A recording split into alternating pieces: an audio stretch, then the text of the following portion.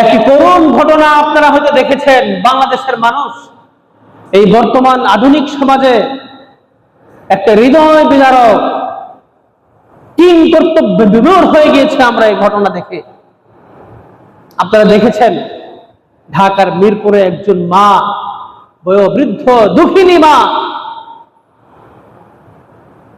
যন্ত্রণায় কষ্টে অসুস্থ অবস্থায় কাউকে কাছে না পেয়ে একটা রুমের ভিতরে সে একা একই মরে রয়েছে, মৃত্যুবরণ করেছে। 1 দিন 2 দিন 3 দিন 5 দিন 7 দিন তার কোনো খোঁজ নেই। প্রশাসনের লোকজন দরজা ভেঙে তার লাশকে উদ্ধার করলো। লাশের ভিতরে পোকামাকড় তৈরি হয়ে গেছে, চোখে পোকা হয়ে গিয়েছে, জরাজীর্ণ একদম সংকীর্ণ নোংরা পরিস্থিতির মধ্যে মাকে রেখেছে। আল্লাহর আরশ, এই ধরনের ঘটনা যখন হয় আল্লাহর আরশ কাঁপে। আল্লাহ এগুলো সহ্য করতে পারে না। আমরা কি সন্তান বানাচ্ছি, কি শিক্ষা দিচ্ছি?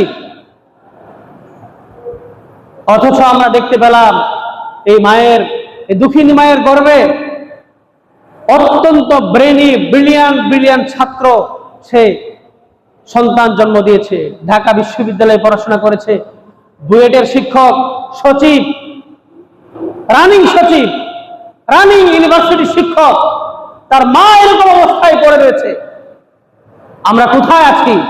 কোন সমাজের মধ্যে আছি? এই সমাজ কি শিখবে আমাদের থেকে? এই শিক্ষক থেকে ছাত্ররা কি শিখবে?